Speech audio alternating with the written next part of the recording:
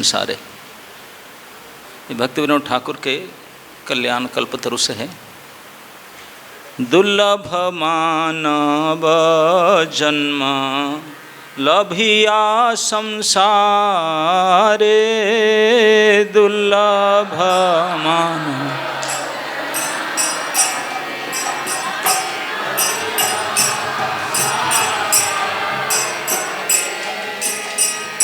दुर्लभ मानव जन्म लभिया संसारे, दुर्लभ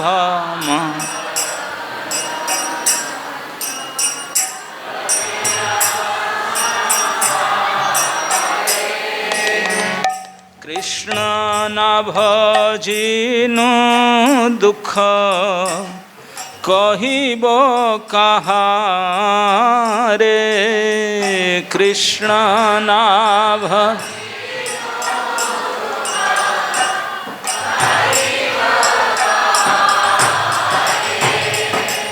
संसार संसार करे मिछे गेला काल, संसार संसार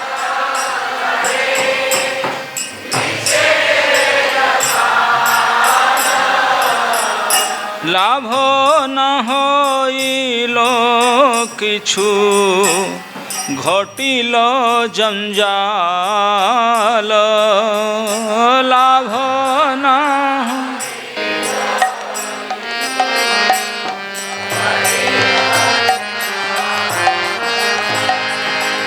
किसेर संसार छायाबाजी प्राय, किसेर संसार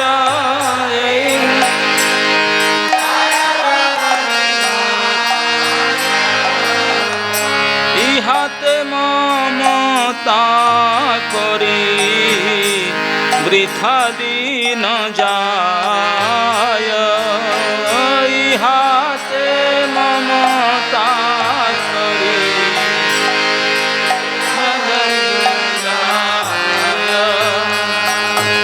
देह पतन हले रवे की आमार,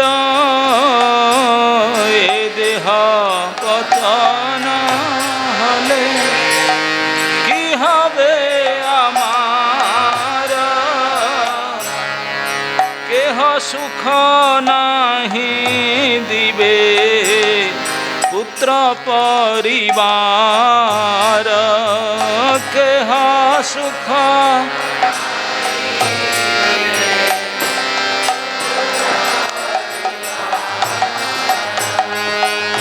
गर्धवेर मत आमी करी परिश्रम, गर्धवेर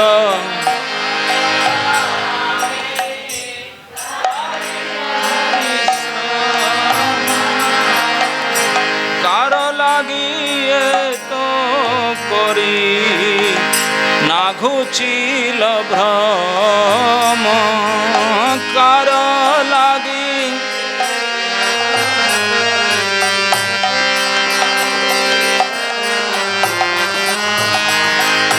दिन जाय मिथ्या काजे निशा निद्रा बसे, दिन जाय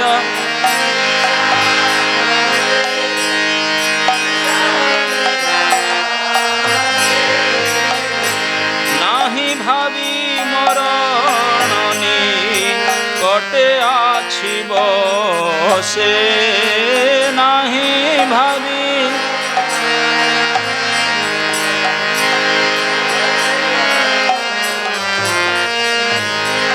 भालो मंद खाई हेरी और चिंताहीन,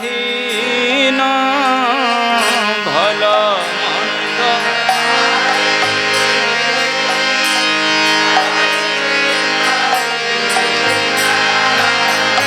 नहीं भावी छाड़िब को नदीन नाही भावी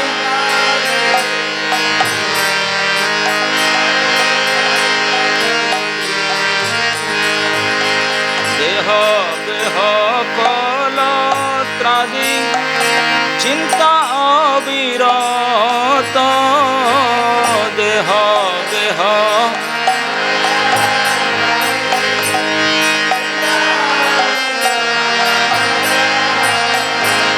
जागिछे हृदये मोर बुद्धि करी हत जागिछे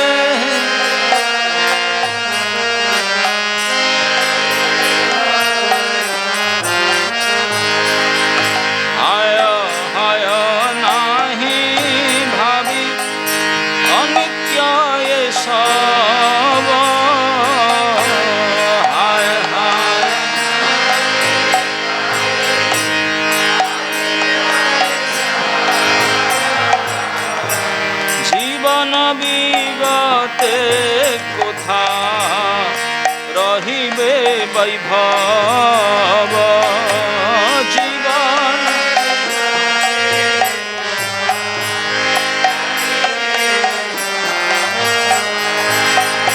श्मशाने शरीर मम पड़िया रहिबे श्मशाने शरीर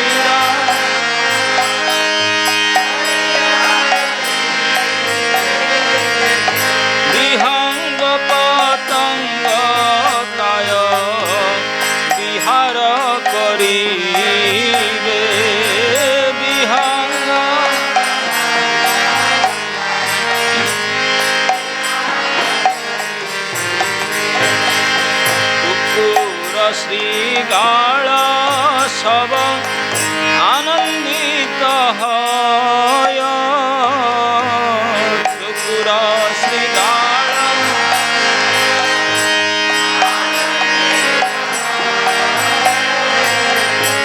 महोत्सव करिबे आमर देह लय महोत्सव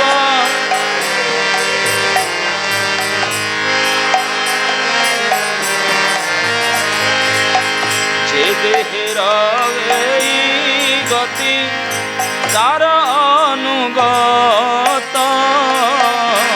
जे देहेर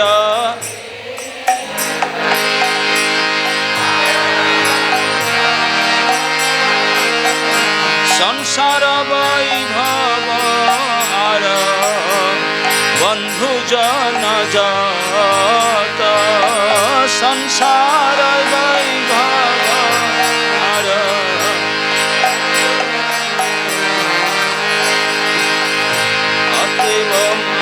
अतएव माया मोह छाड़ बुद्धिमान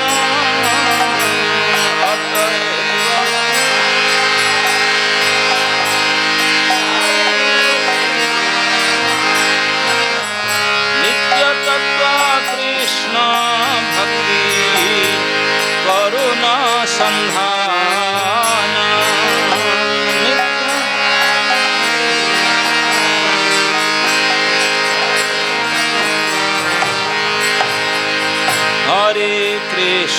हरे कृष्ण कृष्ण कृष्ण हरे हरे हरे राम राम राम हरे हरे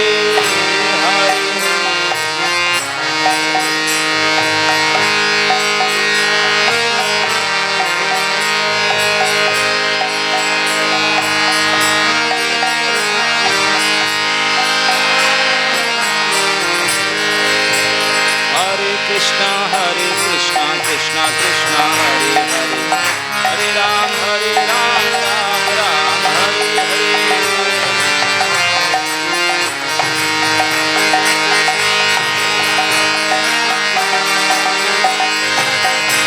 कृष्ण हरे कृष्ण कृष्ण कृष्ण हरे हरे हरे राम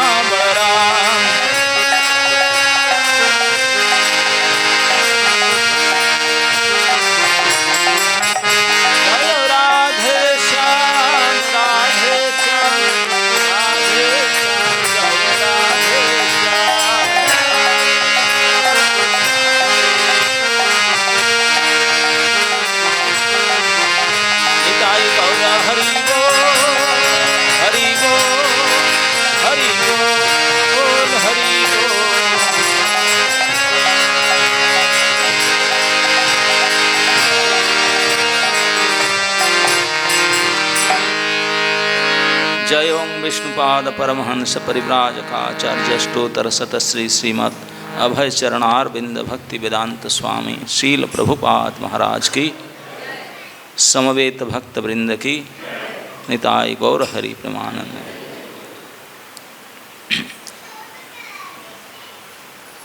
भगवान श्री कृष्ण ने हम जैसे ये संसारबद्ध जीवगण को सुधारने के लिए, उद्धार करने के लिए अर्जुन को माध्यम बना करके बहुत महत्वपूर्ण उपदेश स्वयं आपने श्रीमुख से गान किया। उसको भगवतः गीता, भगवत गीता के रूप में जाने जाते हैं। संसार में जितने बड़े बड़े विद्वान, ध्यानी, म्यानी, ज्ञानी है, सभी ने एक स्वर से उसको सर्वश्रेष्ठ ज्ञान की पुस्तक करके माने हैं। गीता सुगीता कर्तव्य किम अन्य शास्त्र विस्तरे, जो स्वयं पद्मनाभस्य मुखपद्म विनिसृतः। इसमें भगवान है, उनका प्रत्येक वाणी अत्यंत महत्वपूर्ण है। अर्जुन को आत्मज्ञान दिए, कर्म के तत्व बताए, अंततः बीच में भक्ति जो कुलाए, भक्ति में आने के बाद में फिर भगवान ने गुण की बताए, क्योंकि जीव का नाना प्रकार जोनि में इस लोक में जन्म होना, सत असत जोनि जन्मसु, नाना प्रकार के ऊंचे नीचे, ये सब गुण के संग के कारण होता है। तो गुणत्रय विभाग योग चतुर्दश अध्याय में ये संसार गुणमय है, ये शरीर भी गुण के प्रोडक्ट है, ये समझाने लगे। तो अर्जुन इसको सुन करके भगवान को प्रश्न किए कि प्रभु, गुण के कारण हम सब दुनिया में बंधित फंसे हुए हैं, तो गुण से मुक्त होने का उपाय क्या है, और गुण से मुक्त जो हुए हैं उसका पहचान क्या है, ये पूछने लगे।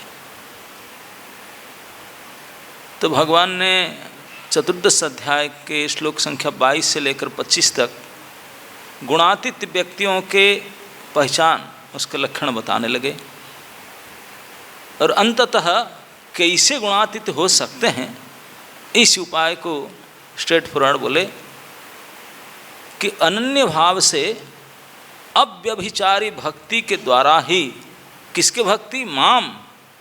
आपने को तर्जनी अंगुली से अपने बक्खी में लगा कर बोले, मेरा अनन्य भाव से अव्यभिचारी भक्ति करके गुणातीत हो सकते हैं। दैट्स इट, और कोई उपाय नहीं। अनन्य भक्ति के द्वारा ही गुण से ऊपर उठा जा सकता है। ये अनन्य भक्ति को प्राप्त करने के लिए हमको अनन्य भक्ति कैसे बोले कि अव्यभिचारी भक्ति अनन्य भक्ति है। अनन्य भावन अव्यभिचारी, भगवान पर्टिकुलरली ये शब्द यूज किए हैं। अव्यभिचारी का मतलब है जो व्यभिचारी नहीं है। ये व्यभिचार दोष क्या है? जो आपने को छोड़ करके फिर दूसरे को ढूंढते हैं, वही तो व्यभिचार है ना। आप लोग तो समझते हैं व्यभिचार दोष क्या है। तो भगवान ये कहते हैं कि तीन तत्व है, एक ईश्वर, एक जीव, एक जगत, ये संसार। ईश्वर का अंश है जीव, नित्य, उनका संबंध है अंश और अंशी जैसा। तो ईश्वर के साथ संबंध को छोड़ करके दूसरे किसके साथ संबंध करना, ये व्यभिचार दोष है, ये व्यभिचार हो गया। कैसे कि हम जीव तत्व हैं, भगवान के ही अंश हैं, भिन्नांश हैं। हमारे अंदर गुण के प्रभाव नहीं है, हम गुण के प्रोडक्ट नहीं हैं। तो हम भगवान को भूल करके गुण के साथ संबंध जोड़े, जो विजातीय पदार्थ है, तो हमारा संपर्क से नहीं है। हम स्पिरिट है और ये मैटर है, ये हमारे लिए विजातीय पदार्थ है। ये विजातीय पदार्थ स्वजातीय पदार्थ को भूल गए आपने जिनका अंश, उनको छोड़ करके ये विजातीय पदार्थ, ये शरीर और संसार, देह को अभिमान करने लगे, देह को मैं मानने। ये जो तीन पदार्थ विजातीय पदार्थ का संबंध करने से होता है, एक होता है मैं, मेरे और मेरे लिए। ये तीन है व्यभिचारी दोष, यहीं से शुरू होता है। व्यभिचार दोष है मैं, मेरे, मेरे लिए। इस दोष से बचना पड़ेगा। इस देहाभिमान से बचने के लिए भगवान ने इस पंचदश अध्याय को शुरू करते हैं, जिसमें क्योंकि बताते हैं कि मेरे भक्ति करना पड़ेगा, तो भगवान अपने परिचय देते हैं कि मैं कौन हूँ, मैं साक्षात श्री पुरुषोत्तम हूँ। उनको बताने के लिए ये संसार को बताए, संसार तत्व, जीव तत्व और भगवत तत्व, तीन तत्व के समन्वित ये पुरुषोत्तम योग है, जिसमें भगवान अपना परिचय देते हैं। भगवान के अपना परिचय देने के लिए हम पहले ही इसको समझे जहाँ है, फिर हमको समझे, फिर उनको समझेंगे। तो संसार तत्व को समझाने के लिए शुरुआत में भगवान ने शुरू करते हैं। ये पंचदश अध्याय में 20 श्लोक है, सूर्य से अंत तक भगवान ने ही बोले, वहाँ और कुछ पूछना सुना नहीं है। अर्जुन के मन के भाव को जान कर भगवान ने अपना परिचय खुद देने शुरू किए। वो अपने परिचय देने से सबसे पहले संसार का परिचय देते हैं। श्री भगवान वाच ऊर्ध्वमूल अधः शाखम अश्वत्थम प्राहुरव्ययम छंदांसी यस्य पर्णानि यस्तंग वेद स वेदवित्। भगवान कहते हैं, भगवान ने कहा जाता है कि एक शाश्वत अश्वत्थ वृक्ष है, जिसकी जड़ें तो ऊपर की ओर है और शाखाएं नीचे की ओर तथा पत्तियां वैदिक स्तोत्र है। जो इस वृक्ष को जानता है वह वेदों का ज्ञाता है। भक्ति योग की महत्ता के विवेचना के बाद यह पूछा जा सकता है, फिर वेदों का क्या आवश्यकता है? जब भक्ति फिर वेद शास्त्र क्यों है? सब भजन करेंगे तो। इस अध्याय में बताया गया है कि वैदिक अध्ययन का प्रयोजन कृष्ण को समझना है। वेद शास्त्र भी कृष्ण को समझने के लिए ही दिया गया है। अतएव जो कृष्ण भावना भावित है, जो भक्ति में रहते हैं, वह वेदों को जानते हैं, पहले से ही जानते हैं। इस भौतिक जगत के बंधन की तुलना अश्वत्थ के वृक्ष से की गई है। जो व्यक्ति सकाम कर्म में लगा है, इसके लिए इस वृक्ष का कोई अंत नहीं है। वह एक शाखा से दूसरी में और दूसरी से तीसरी में घूमता रहता है। इस जगत रूपी वृक्ष का कोई अंत नहीं है, और जो इस वृक्ष में आसक्त है, उसकी मुक्ति की कोई संभावना नहीं है। वैदिक स्तोत्रों को जो आत्मोन्नति के लिए हैं, वही इस वृक्ष के पत्ते हैं। इस वृक्ष की जड़ें ऊपर की ओर बढ़ती है, क्योंकि ये इस रस वो इस ब्रह्मांड के सर्वोच्च लोक में प्रारंभ होती है। यहाँ पर ब्रह्मा स्थित हैं। यदि कोई इस मोहरूपी अविनाशी वृक्ष को समझ लेता है, तो वह इससे बाहर निकल सकता है। बाहर निकलने की इस विधि को जानना आवश्यक है। पिछले अध्याय में बताया जा चुका है कि भवबंधन से निकलने की कोई अन्य विधि नहीं है। हम 13वें अध्याय तक यह देख चुके हैं कि भगवद भक्ति ही एकमात्र सर्वोत्कृष्ट विधि है। भक्ति का मूल सिद्धांत है भौतिक कार्यों से विरक्ति तथा भगवान की दिव्य सेवा में अनुरक्ति। इस अध्याय के आरंभ में संसार से आसक्ति तोड़ने की विधि का वर्णन हुआ है। इस संसार की जड़ें ऊपर की ओर बढ़ती है। इसका अर्थ है कि ब्रह्मांड के सर्वोच्च लोक से पूर्ण भौतिक पदार्थ से यह प्रक्रिया शुरू होती है। वहीं से सारे ब्रह्मांड का विस्तार होता है, जिसमें अनेक लोक उसकी शाखाएं के रूप में होते हैं। इसके फल जीवों के कर्म के फल के अर्थात धर्म अर्थ काम मुख्य के द्योतक है। यद्यपि संसार में ऐसे वृक्ष का जिसकी शाखाएं नीचे की ओर हो तथा जड़ें ऊपर की ओर हो कोई अनुभव नहीं है, किंतु बात कुछ ऐसे ही है। ऐसा वृक्ष जलाशय के निकट पाया जा सकता है। हम देख सकते हैं जलाशय के तट पर उगे वृक्ष का प्रतिबिंब जल में पड़ता है, तो उसकी जड़ें ऊपर तथा शाखाएं नीचे की ओर दिखती है।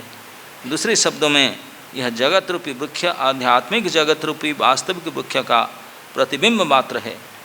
इस आध्यात्मिक जगत का प्रतिबिंब हमारी इच्छाओं में स्थित है।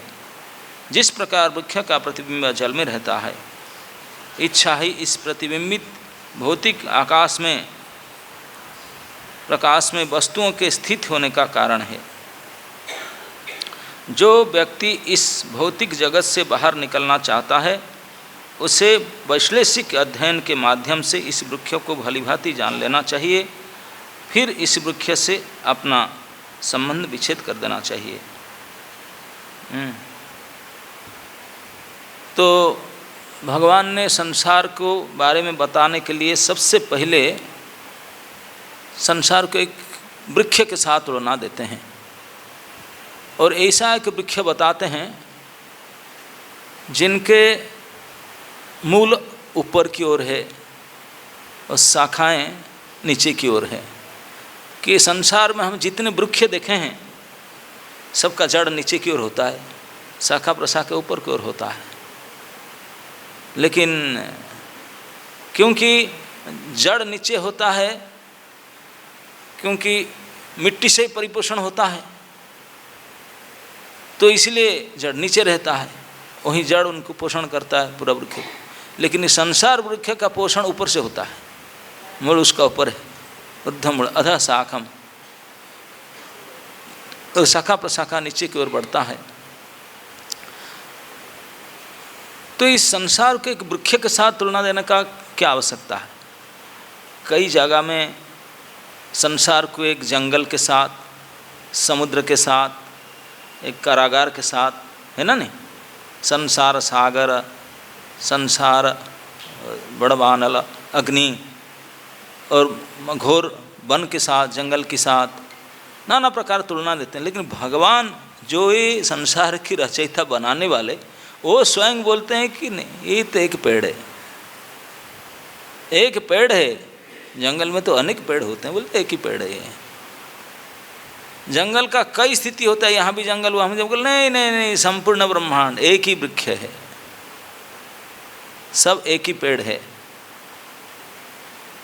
कई आचार्य लोग कहते हैं भगवान वृक्ष के रूप में संसार को इसीलिए तुलना करते हैं क्योंकि वृक्ष को काटा जा सकता है।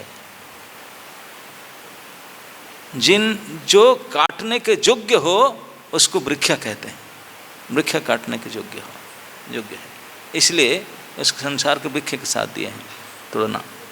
और अश्वत्थ वृक्ष क्यों? हजारों वृक्ष है, कई कई प्रकार के।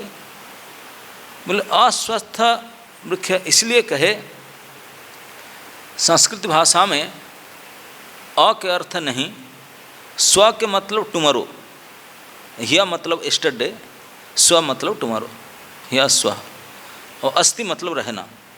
जो काल को नहीं रहेगा, अस्व अस्ति, स्व में मतलब काल नहीं रहेगा, वो टेम्पररी है, ईश्वर है। तो इसलिए इस संसार को एक वृक्ष और अश्वत्थ वृक्ष जो टिकने वाला नहीं है, टिकाऊ नहीं, ऐसे अश्वत्थ वृक्ष साथ तुलना की। और उस वृक्ष का जड़ ऊपर है। भगवान कहते हैं कि उसका मूल सबसे ऊपर है, मैं ही हूँ ऊपर में, मेरे से ही फैला है संसार, ऊर्ध्वमूल अधः शाखम अश्वत्थम प्राहुर अव्ययम, उसको अव्यय कहे, वो अविनाशी है। इससे पता चलता है कि जो बाकी संसार में अनेक पंडित जन इस जगत को मिथ्या कहते हैं, स्वप्न कहते हैं, भगवान बोलते हैं नहीं, ये जगत ना तो मिथ्या है ना स्वप्न है, ये है लेकिन परिवर्तनशील है, अस्थाई है, ये है लेकिन ना नहीं कह सकते, बिल्कुल है। और इस वृक्ष के जो पत्तल आदि शाखाएं सब है, ये सारे ब्रह्मांड के जितने लोक है ये सब है। और जो उसके पत्ते हैं हरी हरी, ये सब वैदिक छंद आदि सब है। वैदिक कर्म कांड में जितने सब उपाय बता गया सुख प्राप्ति के, ये सब है। छंदांसी जस्य पर्णानि जस्तंग वेद सवेदवित, उस वृक्ष को, उस वृक्ष के जड़ को, उस वृक्ष का क्या परिचय, क्या उपयोग, उसको जो जानता है वही वेद के तात्पर्य को जानता है। अगर अर्जुन कहे कि ठीक है अब ये गुणमय संसार, नाना प्रकार के कर्म समझ लिए, हम तो यहाँ आ गए, अब ऐसा करते हैं वेदों के अनुसार ये संसार में कर्म करके जीने से यही अच्छा है, वेदों की आदेश को मान करके कर्म करने से अगर यही अच्छा मानते हैं तो भगवान कहते हैं अर्जुन तो समझ लो ये संसार जो है, संसार में रह करके वेद प्रतिपादित आज्ञा से आप जीना चाहते हो, ये संसार कर्म निर्मित है, कर्म से बनाया गया है और इसमें से निकलने का कोई रास्ता ही नहीं है, कोई रास्ता नहीं है, चक्का है, घूमता है चक्र, जाओगे यहीं फिर साइड फिर ऐसे ऐसे निकल नहीं पाओगे। यहाँ तो केवल एंट्री प्रवेश करते हैं फिर निकल नहीं पाते हैं। तो इस वृक्ष और वेद वेदांत को प्रमाण देकर भगवान ने ये बताते हैं कि जितने प्रकार की शरीरधारी ये संसार में हैं वो तो कुछ जानते ही नहीं, बेचारे स्वाभाविक कर्म करते रहते हैं। लेकिन जिनके अंदर विवेक है, जो मनुष्य हैं, जो समझ पाते हैं, वो लोग भी अपने पूरी समझदारी को इस मनुष्य शरीर को कैसे अच्छा कर्म करूं ताकि मुझे फल प्राप्ति, धर्म अर्थ काम मुख्य, इस चतुर पुरुषार्थ है, चार पग फल मुझे मिले, इसी से आशा रख करके इसी प्रकार का कार्य में जो रत रहते हैं, व्यस्त रहते हैं, उन्हीं के लिए कहते हैं कि ये उसको समझ नहीं पा रहे हैं। ये समझ नहीं पा रहे हैं कि उनको ये विशेष शरीर क्यों दिया गया, इसके लिए नहीं दिया गया, नहीं समझ पाते, उसको दुरुपयोग करते हैं उन्होंने। तो इसलिए भगवान ने शुरुआत करते हैं, ये संसार वृक्ष है, अश्वत्थ वृक्ष, वैदिक रूपी कर्मकांड जिसमें मनुष्य आसक्त होकर के स्वर्ग प्राप्ति आदि आशा से कर्म करते हैं, इस प्रकार से और फंसे जाते हैं, निकल नहीं पाते हैं। प्रभुपाद जी ने कहते हैं कि संसार में इस प्रकार पेड़ हम देखे नहीं कि जिसके जड़ ऊपर हो, बाकी शाखा प्रशाखा पत्ते नीचे हो। यद्यपि इसे प्रैक्टिकल हम देखे नहीं हैं, लेकिन कभी अगर कोई बड़े जलाशय के किनारे आप जाकर देखेंगे, जो पेड़ उसके किनारे है उनका जो रिफ्लेक्शन, जो उसका छाया है, वो आपको ठीक इसी प्रकार दिखेगा। वो पेड़ों का दिखा जाएगा, उसका जड़ ऊपर की तरफ, शाखा पत्ते नीचे की तरफ। तो ये कह करके प्रभुपाद जी ने ये समझाने का प्रयास करते हैं कि ये जगत ठीक इसी प्रकार है, वो भी एक शैडो है, छाया है। अगर छाया है तो निश्चित रूप से कोई काया होगा, काया के बिना हो कैसे सकता है? जो कोई वस्तु नहीं तो उसका छाया होगा कैसे? तो वस्तु है, केवल छाया वस्तु है, लेकिन छाया कैसे होगा? कोई जल अगर कोई होगा ना ऐसे जिसमें दिखेगा, कोई स्वच्छ पदार्थ हो जिसमें रिफ्लेक्ट होगा। बोले जब वस्तु आध्यात्मिक जगत में है असली, तो फिर छाया किस में रिफ्लेक्ट होता है? ये संसार में दिखते कैसे टिका? जैसे पानी में पेड़ के छाया हमको दिखता है, बाकी कोई स्थल भाग से दिखता तो नहीं। जल में दिखाई पड़ता है इसी पेड़ जिसका जड़ ऊपर हो। तो हमारे ये संसार हम कैसे दिखते हैं? बोले ये संसार तो जल में तो दिखता नहीं, बाकी किस में भी नहीं दिखता। बोले ये संसार रूपी अस्तित्व वृक्ष का असलियत है, ये वृक्ष उसको देख पाएंगे, दिखाई पड़ता है कहाँ पे? वो भी जैसे जल से वृक्ष का छाया दिखता है, हमारे जल है हमारे इच्छा, हमारी इच्छा ही वो जल है जिसमें ये टेम्पररी अस्वस्थ वृक्ष जो ये संसार चक्र दिखता है। हमारी इच्छा ही हमको इस संसार में बंधन में डाला है, हमारी इच्छा ही डाला है। तो इच्छा रूपी छाया, छायाबाजी प्राय, ये हमारी इच्छा ही है और कुछ नहीं है। तो इस प्रकार हमारे इच्छा से ही हम इसमें फंसे हैं। भगवान नहीं चाहते हैं कि हम इस प्रकार फंसें। ये आगे चल कर के भगवान बड़े सुंदर भाव से बताएंगे। पहले से बता देते हैं, तो वर्तमान हम जो स्थिति में हैं इस संसार में रह कर के संसार में अच्छा काम करें, अच्छे सुख प्राप्त करें, जिसको मानते हैं, ये सारे केवल छायाबाजी है। ये हमारी इच्छा हैं और ये सब असत इच्छा है, सत इच्छा है नहीं। सत वस्तु को छोड़ करके असत इच्छा है और दुरुपयोग हैं, सदुपयोग भी नहीं है। जो इस बात को ठीक से समझ लाते हैं, इस संसार को देख करके उस असली परिचय को जान लेते हैं, वही वास्तविक वेद की तात्पर्य को जानते हैं। नहीं तो केवल वेद की इस कर्मकांड के इस सुख प्राप्ति के जो उपाय पुष्पितावाच्य या इमं पुष्पितावाच्य, उसी प्रकार को देख करके जो फंसते हैं तो इसको समझते नहीं हैं। तो वेदविद वही हैं जो इसी को सही माने में समझ ले, ये वृक्ष है क्या, किस लिए है, क्या उसके साथ हमारा संबंध है, क्या उसका उपयोग है। तो आगे भगवान कहते हैं, इस वृक्ष को और परिचय देते हैं खुलासा करके।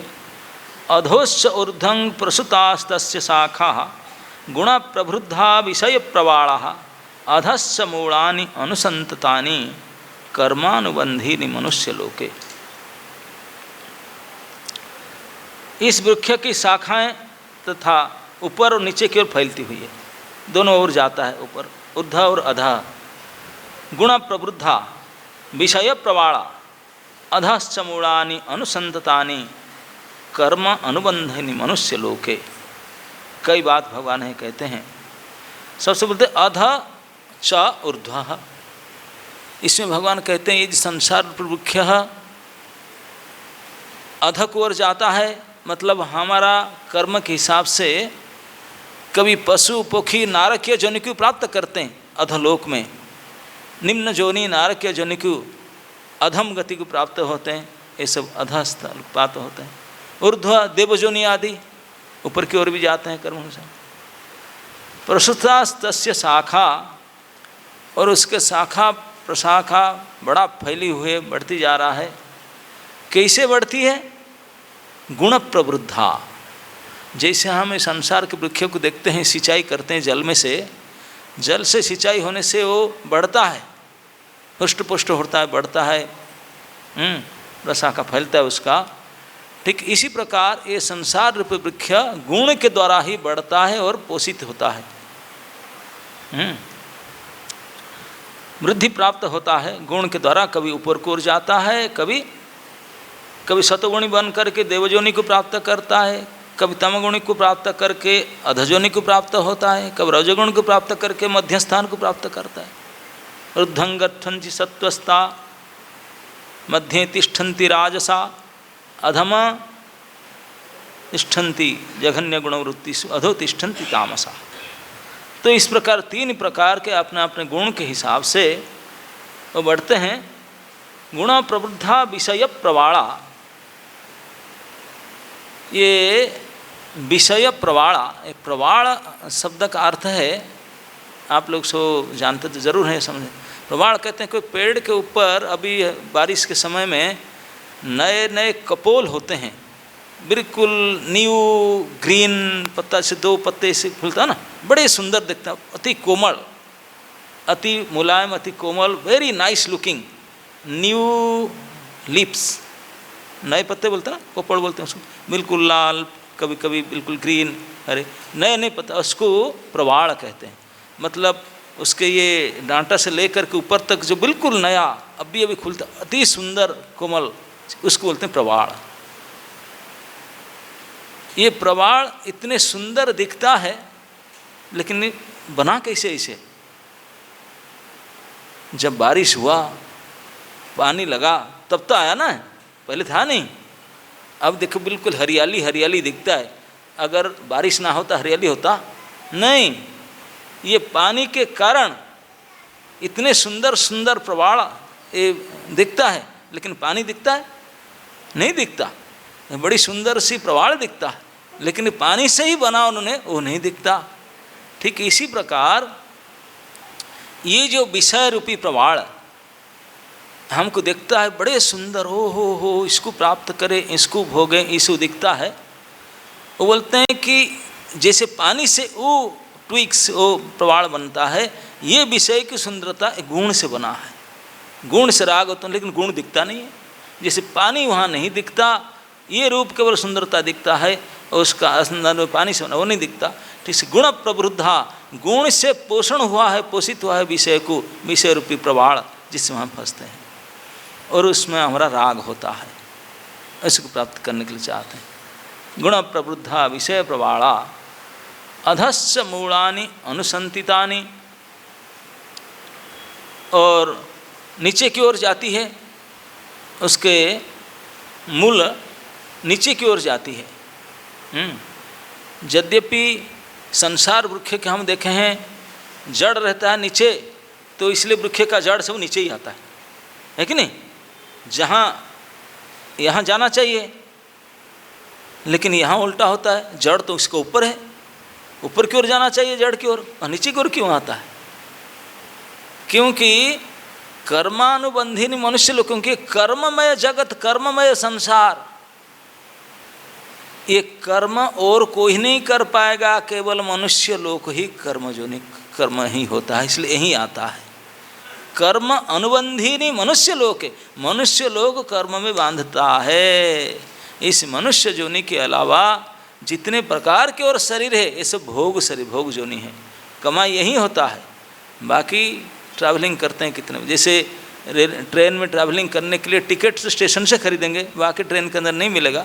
ट्रैवलिंग जितने मर्जी, बम्बई कलकत्ता जहाँ जाओ कहीं से टिकट, तो ये कमाई होता है इस मनुष्य जोनि से, बाकी किसी जोनि से हो नहीं सकता। उसके मतलब आप कर्म के परिणाम को भोगना चाहते हैं, भोग करके अधम जोनि को जाना चाहते हैं, कर्म करके ऊर्ध्व जोनि को जाना चाहते हैं, कर्म करके इस मध्य जोनि में रहना चाहते हैं, कर्म करके इसी चक्र से निकाल करके भगवत स्थान को जाना चाहते हैं, सबका दरवाज़ा यहीं से खुला है, यहीं से कर्म करना पड़ेगा। बंधन भी यहीं से बनेगा, मुक्त भी यहीं से होगा। इसलिए कर्म से हमको बांधने वाले जो मूल है ये मनुष्य लोक है, इसलिए यहीं पर आता है जड़ उसका, कि जहाँ से पोषित वहीं से जाएगा ना। इसलिए यहाँ पर अधा गच्छन्ति, मनुष्य लोक में इस कर्म से बांधने के लिए आता है। कभी कभी भोग भोग करके कितने कितने जन्म से नाना प्रकार कर्म भोगते हुए कर्म खाली हो गया, फिर मनुष्य फिर कमाई कर लेते हैं, कर्म अनुबंधी नहीं। इतने इस मनुष्य लोक के लिए ऐसे कर्म करते हैं, और कितने जन्म तक भोगते जाएंगे, भोग खत्म हुआ फिर आकर फिर कर लेंगे, और निकल नहीं पाते, निकलने को उपाय नहीं दिखता। इस बात को भगवान ने तीसरे श्लोक में कहते हैं, तीसरे चौथे श्लोक में इस बारे में बताते हैं। न रूपम अस्येह तथोपलभ्यते नान्तो न चादिर न च संप्रतिष्ठा अश्वत्थम एनं सुविरूढ़मूलम असंग शस्त्रेण दृढ़ेन छित्वा। इस वृक्ष के वास्तविक स्वरूप का अनुभव इस जगत में नहीं किया जा सकता। इस संसार में इस वृक्ष का परिचय कोई नहीं जानता। न रूपम अस्य है तथा उपलभ्यते, यहाँ से इसे रूप तो दिखता ही नहीं, और न अंत न आदि न संप्रतिष्ठा। कहाँ से ये शुरू हुआ, कहाँ उसका एंड होता है, क्या उसका आधार, कुछ नहीं पता, कुछ नहीं पता।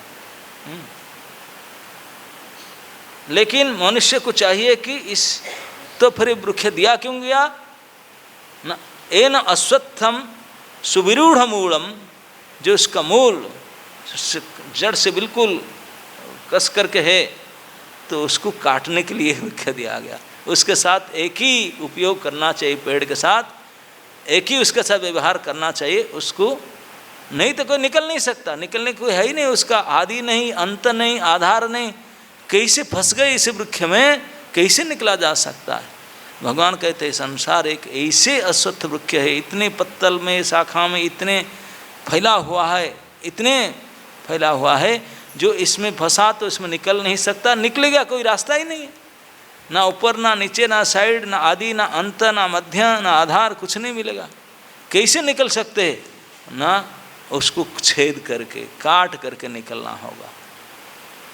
संसार से निकलने का एक ही उपाय क्या भगवान बताते हैं? संसार बनाने वाला स्वयं कहते हैं कि ये पेड़ को काटना पड़ेगा, बिना काटे इस पेड़ से निकल नहीं सकते। इसीलिए इस पेड़ के साथ तुलना किया गया कि पेड़ काटने योग्य है। इसलिए भगवान ने संसार को एक पेड़ के साथ तुलना दिए कि वो काटने योग्य है। काटने योग्य हो, कैसे काटें? और कोई कुल्हाड़ी अगर हो, कोई अस्त्र सारी फारी हो तभी काटे ना, बोले वो भी तेरे पास है, ऐसे कुल्हाड़ी से नहीं कटेगा। उसके लिए कुल्हाड़ी क्या है ना, असंग रूपी शस्त्र, असंग शस्त्रेण दृढ़ेन छित्वा, असंगता रूपी कुल्हाड़ी से उसको काटना पड़ेगा। संग क्या है? कोई भी जड़ वस्तु को भोगने के लिए विचार करना, तो उसके संग करने का इच्छा होता है। ध्यायतु विषयत पुंसा संगस्तेषु उपजायते, चिंतन करने से उसको पाने की इच्छा होगा। जो पाने की इच्छा, जड़ वस्तु को भोगने की इच्छा विचार है, तो ही होता है संग। और उसको विरोध असंग, नहीं मुझे नहीं मैं करूँगा, ये असंग है। तो ये असंग रूपी वैराग्य रूपी अस्त्र, नहीं मुझे नहीं चाहिए। राग है संग, विराग है असंग। ये असंगता रूपी शस्त्र के द्वारा उसको काटना पड़ेगा। सुविरूढ़ मूलम, बहुत जकड़ा हुआ है मूल उसका, कई अनंत जन्मों से कितने कितने प्रकार से कर्म करके क्या है। तो भगवान ने यहाँ बताते हैं कि यद्यपि उसका मूल जो है ऊर्ध्व में, जो अध शब्द से कहते हैं कि नीचे, ऊर्ध्व में तो मैं हूँ, क्योंकि मैं ही संसार के जड़ हूँ, संसार के मूल हूँ। मेरे से ये मनुष्य जोनि में कर्म को भोगने का प्रथा, कर्म फल प्रदाता मैं ही हूँ, सब कुछ मेरे से ही सब बना है। अब क्यों बना उसको भी समझाएंगे, क्यों बना ये संसार, क्यों उसको छोड़े। बोलते हैं कि उसमें तो ऊपर में तो मैं हूँ, मूल जड़ में, मुझे तो कोई देखते नहीं। अब पेड़ जब देखते हैं उसका जड़ किसी को दिखता थोड़ी है, अदृश्य रहता है। लेकिन जो फैला हुआ है अधस्स मूला अनुसंधितानि, जो पूरा फैला हुआ है नीचे नीचे शाखा प्रशाखा, वो कौन है ना, ब्रह्मलोक से लेकर के नीचे नरक लोक पाताल लोक पर्यंत सारे शाखा प्रशाखा है। और ब्रह्मा से लेकर के नीच कीट पतंग पर्यंत सारे जीव जगत है, मूला अनुसंधितानि, ये सब हैं। और ये सभी इस संसार रूपी अस्तित्व वृक्ष से इस प्रकार से सुविरूढ़ मूलम, इससे जकड़े हुए हैं कि उससे किसी प्रकार से निकले नहीं सकते। निकलने के लिए एक ही उपाय है, असंग शस्त्रेण दृढ़ेन छित्वा, असंग रूपी शस्त्र के द्वारा। प्रभुपाद कहते हैं कि अब यह स्पष्ट कह दिया गया है कि इस अस्वस्थ वृक्ष के वास्तविक स्वरूप को इस भौतिक जगत में कोई नहीं समझ सकता, क्योंकि इसकी जड़ें ऊपर की ओर है, अथवा वास्तविक वृक्ष का विस्तार विरुद्ध दिशा में होता है। जब वृक्ष के भौतिक विस्तार में कोई फंस जाता है तो उसे न तो यह पता चल पाता है कि यह कितनी दूरी तक फैला है और न वह इस वृक्ष के शुभारंभ के ही देख पाता है। फिर भी मनुष्य को कारण की खोज करनी होती है। कैसे खोजता है? मैं अमुक पिता का पुत्र हूँ, जो अमुक का पुत्र है, इत्यादि इत्यादि। इस प्रकार अनुसंधान करते करते मनुष्य को ब्रह्मा तक प्राप्त होता है। सबसे पहले जिन्हें गर्भोत्साही विष्णु ने उत्पन्न किए, इस प्रकार अनंत भगवान तक पहुंचा जा सकता है, जहां सारी गवेषणा का अंत हो जाता है। मनुष्य को इस वृक्ष का उद्गम श्री परमेश्वर की खोज ऐसे व्यक्तियों की संगति द्वारा करनी होती है जिन्हें उसे परमेश्वर का ज्ञान प्राप्त होता है। इसका नाम, इस प्रकार ज्ञान से मनुष्य धीरे धीरे वास्तविकता के छद्म प्रतिबिंब से विलग हो सकता है, छद्म प्रतिबिंब से विलग हो सकता है। और ये संबंध विच्छेद होने पर वह वास्तव में मूल वृक्ष की स्थिति को जान सकता है। तो सीधा सीधा कह दिया गया, इस वृक्ष को हम पहचान भी नहीं सकते हैं, उसको खोज कर कोई पता लगा नहीं सकते हैं, बहुत दूर विषय है। तो उससे निकलने के लिए रास्ता है, उसको काट डालो। उसको काट डालो। काट डालने के लिए बोले असंग रूपी शस्त्र के द्वारा काटो। तो असंग रूपी शस्त्र,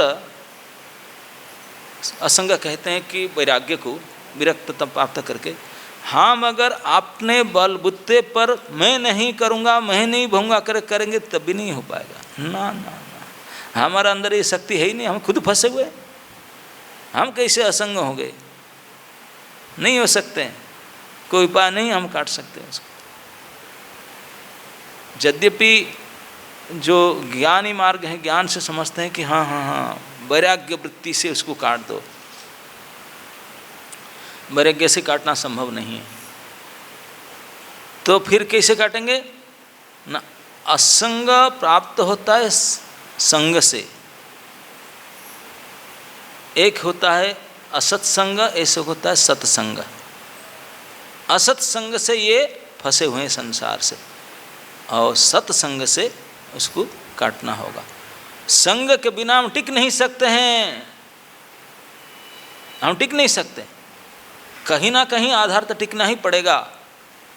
हम दो पैर में खड़े हैं, जब चलते हैं एक पैर उठाते हैं, जब जो पैर उठा जब टिक नहीं जाता दूसरे पैर उठेगा नहीं, नहीं छोड़ सकते ना। कितने भी ज्ञान हो गया आपका, ये पानी है, कांटा है, यहाँ खाई है, कुछ नहीं, पैर के रस रखूं, जब तक पैर नहीं रखोगे ये पैर उठेगा ही नहीं। तो इसलिए कुछ तो आधार चाहिए। तो केवल इसे विरक्त से काट लेना, बोले इसे नहीं कटता। काटने का सही उपाय है सत्संग को प्राप्त करो।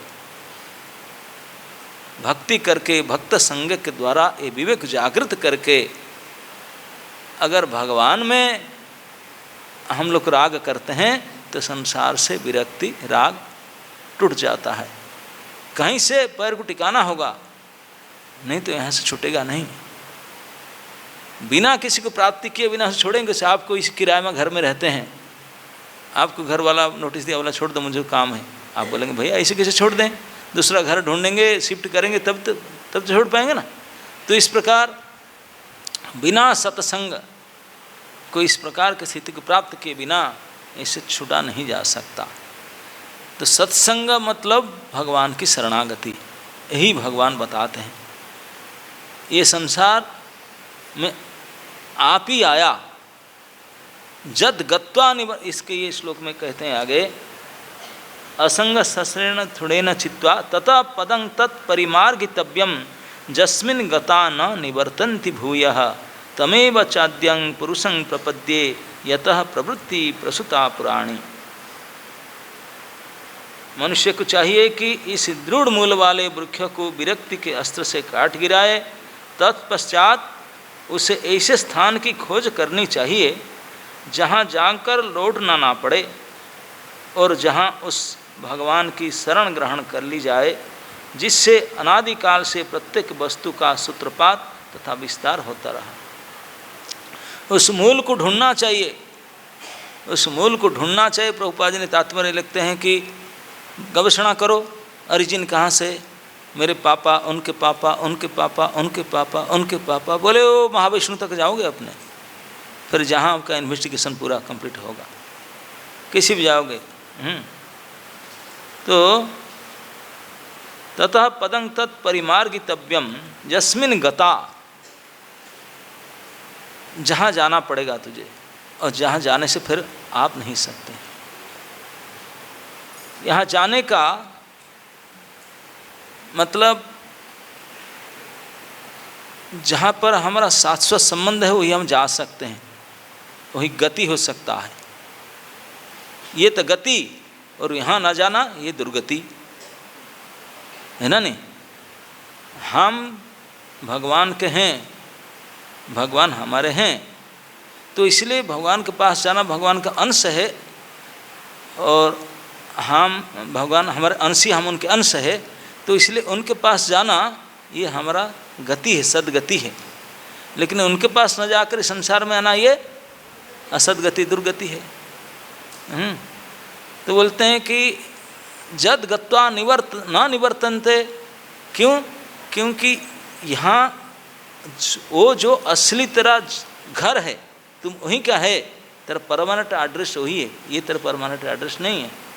तो इसलिए वहाँ जाने से, जैसे कोई मुसाफिर कितने भी ट्रैवलिंग करता है, घूमता है इधर उधर, चैन नहीं मिलता उसको जब तक अपना घर में ना आ जाए। अपने घर में आकर के भले कुटिया हो, चटाई में डाल करके सो जाए, भले कुछ रोटी पाक, तो चैन से रहता है कि हम सब घर में आया। तो फिर घर में आने को उसको बोलते हैं गति। घर में ना आकर के बातें जहाँ जाए सब दुर्गति है। तो हमारे ये सब ये अभी दुर्गति में फंसे हुए, तो इसलिए ये गति है हमारा, ये असली हमारा स्थान है। जद गत्वा न निवर्तन्ते, वहाँ जाने से फिर आने के मन नहीं करते, क्योंकि यहाँ हमको वास्तविक शांति, वास्तविक सब कुछ प्राप्त होता है। तमेव चाद्यं पुरुषं प्रपद्ये, और उसको प्राप्ति करने का उपाय है भक्ति प्रपन्नता। बिना भक्ति में उसको नहीं प्राप्त कर सकते। इसी कहते जो असंग सत्र विरक्ति यहाँ होगा, लेकिन आसक्ति यहाँ होना चाहिए। भगवत आसक्त हुए बिना संसार से अनासक्त विरक्ति हो नहीं सकता। यहाँ से छोड़ना चाहेंगे, छोड़कर कहाँ जाएंगे? वहाँ जुड़ेंगे तो यहाँ छूट जाएगा। हम यहाँ जुड़े हैं इसलिए यहाँ छुड़े हैं, अभी वहाँ जुड़ेंगे तो यहाँ छूट जाएगा। तो यहाँ जुड़ने के लिए पहले ये महसूस होना चाहिए कि यहाँ तकलीफ है, नहीं तो कोई छोड़ेगा क्यों?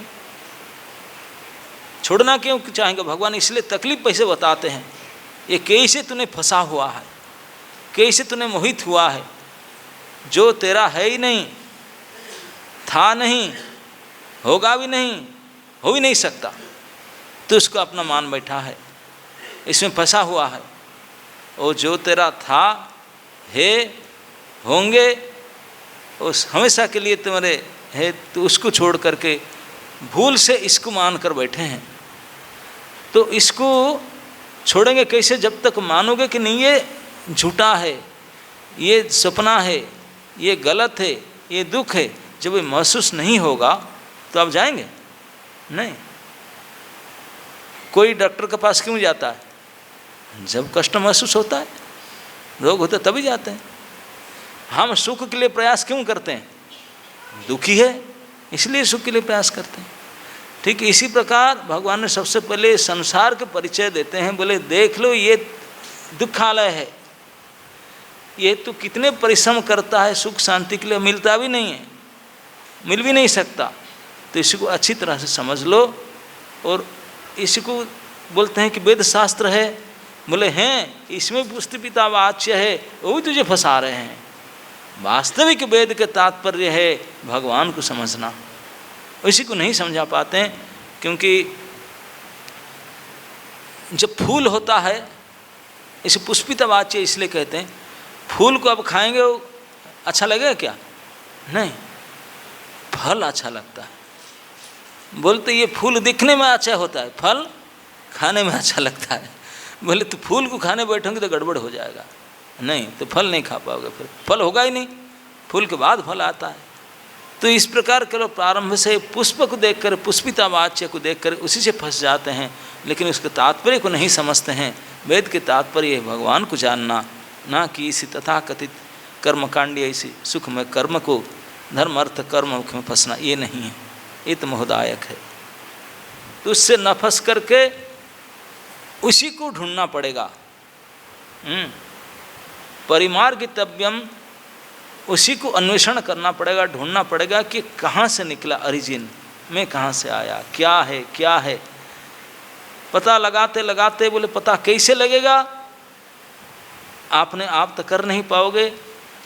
जो पता लगा चुके हैं साधु संत शास्त्र पुरुष, उनके सहायता लेना पड़ेगा, उनके सहायता लो। भगवान बोलते हैं वेद शास्त्र मैंने खुद बताया, जो वेद शास्त्र समझने वाले साधु संतों को भेजा मैंने, सब प्रकार से सहायता मैं करता हूँ।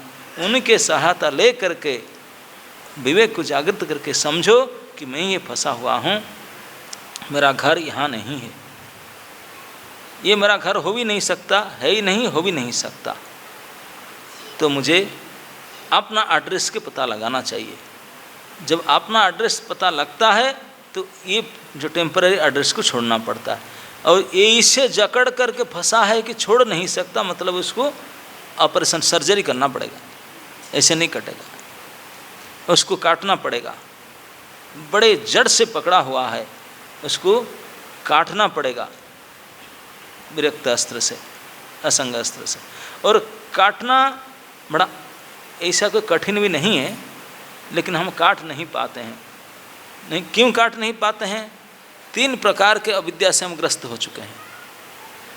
एक तो आप सबसे पहले गलती हुआ कि भूल गए, हम हमारा परमानेंट एड्रेस को, जो हमारे परमानेंट संबंधी उसको भूल गए, एक भूल हुआ।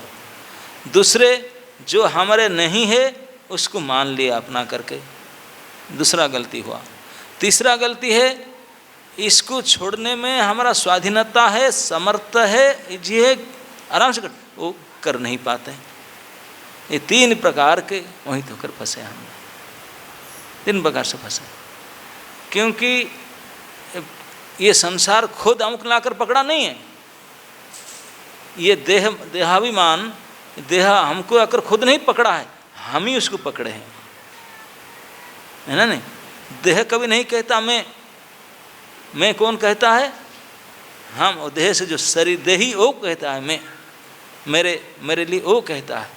वो हम खुद बंधे हुए हैं, वो हमको बांधा नहीं है, तो वो कैसे छुड़ेगा? वो जड़ है, ये छोड़ नहीं सकता। बंधन में तू ही फंसा है, तू अपने आप को बांधा है, तू ही अपने आप को खोल सकता है। कभी कभी महात्मा लोग ऐसे उदाहरण बताते हैं। एक बंदर देखा, किसका घर में एक सुराई होता ना, जो मटका होता है, उसका मुंह छोटा होता है, तो देखा कि उसका अंदर चना वगैरह कुछ रखा हुआ है, तो बोला कोई नहीं, मैं ले आऊँगा सारे। वो अपने को बुद्धिमान समझ करके जा करके इधर उधर देखा, हाथ डाल करके पूरा मुट्ठी भर चना हाथ में ले लिया, ले करके छलांग मार के चला जाना चाहता था, चना तो नहीं छोड़ना चाहता था, मुट्ठी बंद कर, अरे हाथ नहीं निकल रहा है, और परिश्रम क्या नहीं निकला। कुछ समय परिश्रम करने के बाद समझा कि गड़बड़ हो गया, हाथ क्यों नहीं निकल रहा है, गया था इसी रास्ता में, आ क्यों नहीं रहा है। अब ये नहीं पता लगा कि मुट्ठी बांधा हूँ करके, ये ध्यान में नहीं, चना तो नहीं छोड़ूंगा, हाथ क्यों नहीं निकल रहा है। बहुत चिल्लाया, फिर जब अंदर फंस जाते हैं ना, बहुत अपन फिर चित्कार के चिल्लाते हैं, तो उनका सगे संबंधी सब आ गए, सैकड़ों बंदर इकट्ठा हो गए। इन्वेस्टिगेशन कमेटी बैठा कि क्या कारण हो सकता है। सारे बंदर अपने सब बुद्धि लगाने लगे, तुम हाथ फंसाना, हाथ गया, आसान से गया था, निकल क्यों नहीं रहा है, यही तो समस्या है। सब आपने अपने सर पीट रहे हैं, क्यों नहीं निकल रहा है, जब गया इस रास्ते में निकल क्यों नहीं रहा है। लेकिन कोई नहीं सोच रहा है कि चना पकड़ा हुआ है, चना छोड़ दो अभी भी निकला है, ये किसी के ध्यान में नहीं आता, किसने भी समझ नहीं पाता। हमारा यही दशा है, हम ही खुद फंसे हुए हैं। इस शरीर और संसार जो गुण से बनाया, ये गुण के प्रोडक्ट है प्रकृति के। ऐसे खुद फंसे हैं और फंस करके कितने इन्वेस्टिगेशन करते हैं, क्यों नहीं निकल पा। अरे निकलोगे कैसे, बंधन तू ही किया, तू ही छोड़ना पड़ेगा। वो तुझे कैसे छोड़ेगा, वो तो जड़ है। पेड़ को आपने पकड़ रखे, पेड़ नहीं छूटता, मुझे पेड़ नहीं छूटता। अरे पेड़ कैसे पकड़ेगा, तो हाथ छोड़ दो, छूट गया। पकड़ा तो तू नहीं है, तो हम ही पकड़े हुए हैं, तो छोड़ना हमको ही पड़ना पड़ेगा। हमको पड़ेगा कि हाथ छोड़ दो, छूट गया। लेकिन इतने हमारे पास सहज सुविधा होते हुए भी हम छोड़ नहीं पाते। ये एक इस महामूर्खता है, गलती है। दूसरा गलती, 3 प्रकार गलती बताया ना, यही मोह से फंसे। एक तो हमारे असली एड्रेस को भूल गए, असली संबंधी को भूल गए। गलती एड्रेस और जो संबंधी है ही नहीं, जो थे नहीं, तो उनको मान लिए। और तीसरा, पूर्ण स्वाधीनता समर्थता होते हुए भी छोड़ नहीं पाते। ये 3 प्रकार की दशा हमारे इस दशा में फंसे हैं। तो इसलिए बोलते हैं कि प्रयास करके सत्संग के द्वारा उसको समझो कि आपका स्थिति क्या है। एक बार समझ जाओगे, ओ मैं यहाँ पर ऐसे आके फंसा है और कभी नहीं आऊँगा। जद गत्वा न निवर्तन्ति, क्योंकि आप पता चल जाएगा मेरे घर तो यहाँ था, फिर तो पता चल जाने से फिर नहीं आएगा। केवल अज्ञान रूप में फंसा है, एक बार ज्ञान हो जाने से फिर नहीं होगा, फिर नहीं डर होगा। जस्मिन् गता न निवर्तन्ति भूय तमेव चाद्यं पुरुषं प्रपद्ये। इस पुरुष को जान करके, आदि पुरुष जिनसे सब कुछ निकला है, हम भी उनका है, सब कुछ उनका है, परम पुरुष वही आदि पुरुष है। तमेव आद्यम पुरुषम प्रपद्ये, उनकी भक्ति करना पड़ेगा, उनकी प्रपन्नता होने पड़ेगा। और यत प्रवृत्ति प्रसूता पुराणी, एक है गति, एक है प्रवृत्ति। देखिए, गति भगवान की ओर हो सकता है, प्रवृत्ति संसार की ओर हो सकता है। जो अपना ओरिजिनली है वहाँ आप जा सकते हैं, वहाँ जाने में आपको कष्ट नहीं होगा, ज़्यादा श्रम नहीं करना पड़ेगा, क्योंकि आपने तो इनका है, केवल मान लेना है। जैसे पेड़ को पकड़े हुए हैं, उसको छोड़ने के लिए ज़्यादा परिश्रम करना पड़ेगा?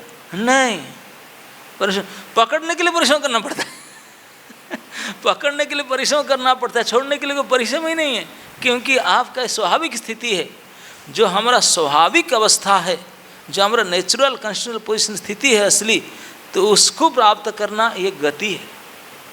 उसमें कोई श्रम नहीं और कोई कठिनता नहीं है, कोई आसान है, गति हो जाता है, क्योंकि वो हमारे हैं, हम उनके हैं। लेकिन जो हमारे नहीं, जिनके हम है नहीं, वहाँ करने के लिए प्रयास करना पड़ेगा, हो नहीं सकता, फिट भी नहीं हो सकता, गड़बड़ हो रहा है, तो इसमें जाने के लिए परिश्रम करना पड़ेगा। इसलिए प्रवृत्ति है, ये प्रवृत्ति है, वृत्ति। और यहाँ हमारा गति है, सहज। तो जो सहज हमारा स्थान है, जो हमारे हैं, हम उनके हैं, वहाँ जाने में परिश्रम, यहाँ जाने के लिए प्रयास करो। ये जो प्रवृत्ति फैला कर बैठा है, इतने जकड़ गए करके बैठे किसी प्रकार, ये सारे आपने स्वयं आपने दुर्बुद्धि से, अज्ञान से फैला बैठा है।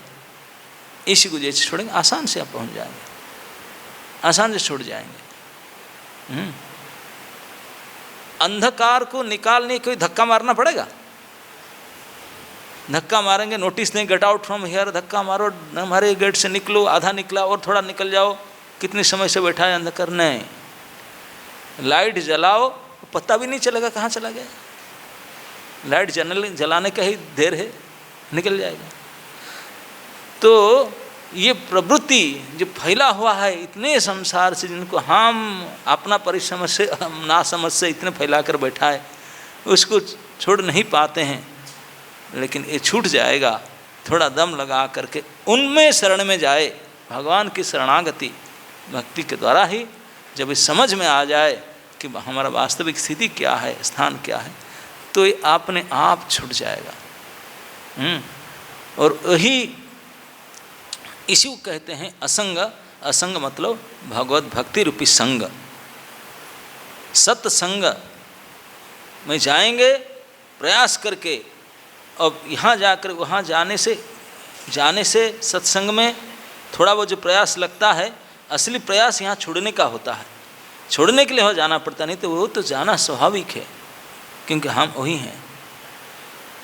तो इसी को समझाते हैं कि आदि पुरुष भगवान जो इस संसार वृक्ष के जड़ है, मूल है, सभी के मूल है, तो उन्हीं को समझ करके, पता लगा करके, जान करके वहाँ पहुँचना पड़ेगा।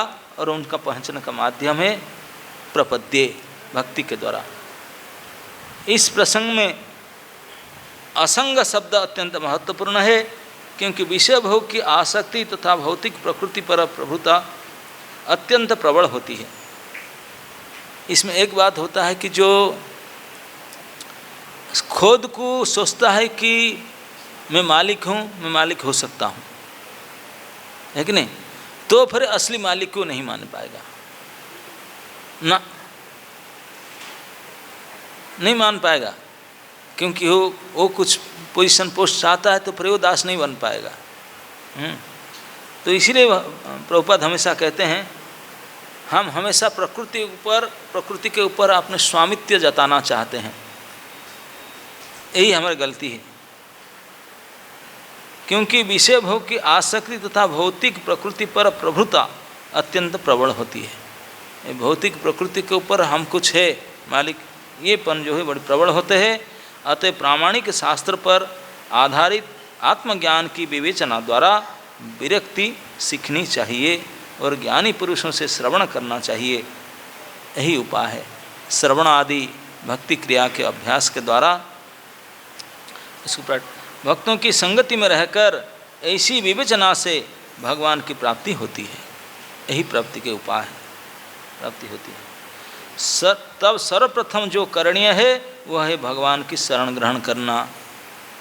प्रपद्ये तं पुरुषं प्रपद्ये, सबसे पहले भगवान की शरण में जाना।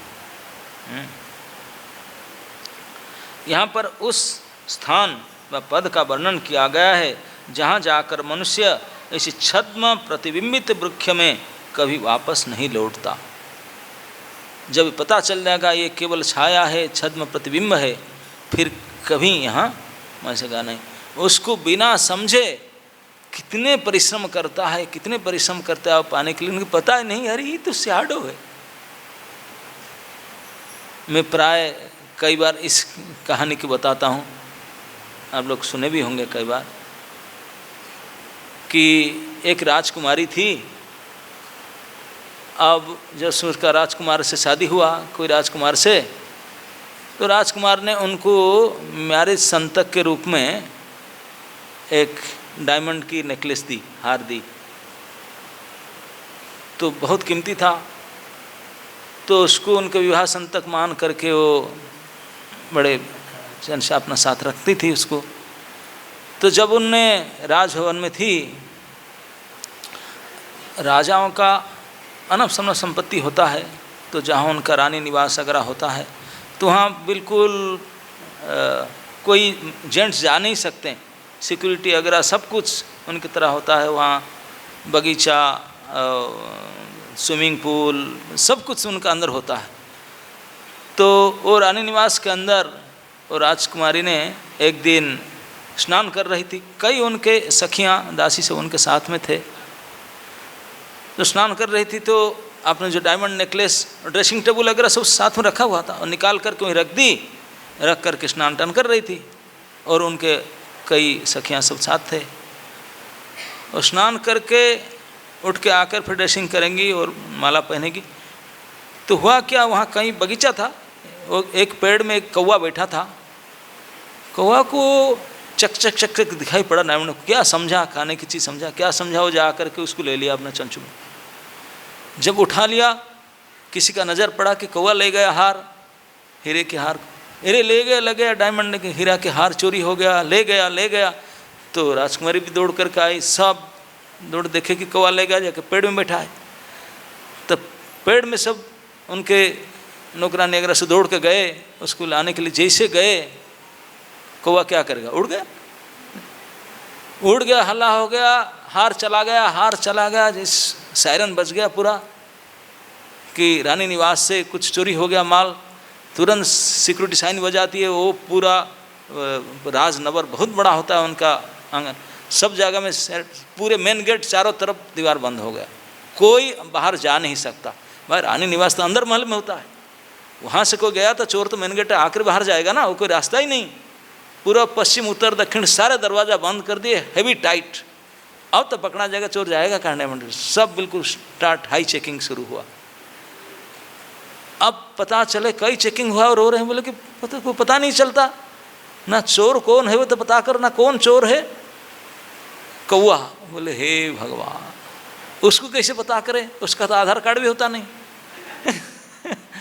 अब आप सिक्योरिटी टाइट करते यहाँ, ये तो बाई रोड जाता ही नहीं, वहाँ रेड लाइट करने से क्या होगा, ये तो भाई एयर गया। ये चेक गेट भी काम नहीं करेगा, गेट चेक करके उसको कैसे पकड़ेंगे। तो समझे नहीं, और कितने प्रयास करके, और वो तो रोते रह गए। शाम हो गया, पता चला कि चोर कौन था, कौआ था। अब इस चोर को कैसे पकड़ें, पुलिस एसपी डीएसपी आज तक गले, भैया उसका कोई रिकॉर्ड पकड़ा है ही नहीं, हमारे खाता खतियान में ना उसका फ़ोटो है, ना उनका नाम है, फ़ोन नंबर एड्रेस कुछ भी नहीं है, कैसे पकड़े उसको, वो कहाँ लिया। हताश हो गए। तो राजा पूरे मंत्रिमंडल को बुला करके चर्चा के, कोई तो उपाय करो, क्योंकि राजकुमारी मानती नहीं, रोती, मुझे वही माला चाहिए, माला चाहिए, माला चाहिए, रोती रहती है। और ठीक है कोई उपाय, दूसरा माला दे दो, नहीं मुझे वही चाहिए। अब वही चाहिए तो कैसे ढूंढ कर निकालो, कहाँ से चाहिए। कौआ का था एड्रेस किसको पता नहीं कि कहाँ रहता है, कैसे पता करेंगे, पता नहीं चलता। तो बहुत चिंतन करके एक उपाय निकाले, बोले क्या, देखो कौआ का तो ठिकाना, लेकिन हाँ यहाँ का कौआ वृंदावन का, तो वृंदावन में मथुरा डिस्ट्रिक्ट में कहीं होगा, उससे ज़्यादा दूर नहीं जाते हैं, यहीं कहीं होगा। कोई पेड़ पौधे होता तो ढूंढना पड़ेगा, कैसे ढूंढे ना, सब जगह में लोग बाग रहते हैं। अनाउंस कर दिया जाए, एक क्या बोलते, इनाम घोषणा कर दिया जाए, जो कोई उसका जो फ़ोटो है, आपका ना फ़ोटो है, पूरा फ़ोटो को चारों तरफ वायरल कर दिया जाए। इस प्रकार का फ़ोटो था और ये उसका पहचान है, सबको दे दिया जाए। जो उसको ढूंढ कर देगा तो इतने 1000 स्वर्ण मुद्रा मिलेगा उसको। तो जब घोषणा कर दिया गया, लोग ढूंढने लगे चारों तरफ। अब क्या पता कौआ कहाँ रख दिया है, कहाँ लेकर गया।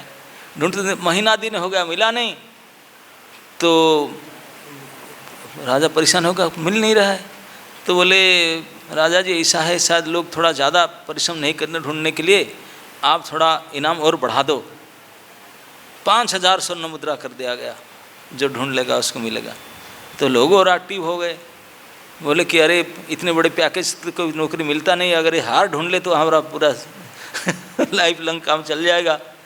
तो कई जगह में लोग, तो एक समय क्या हुआ, कोई एक व्यक्ति किसी गांव का, आजकल के बहुत सारे ग्रेजुएट होते हैं और कंपटीशन करते हैं, तैयारियां करते हैं, नौकरी तो इतना आसान से मिलता नहीं है।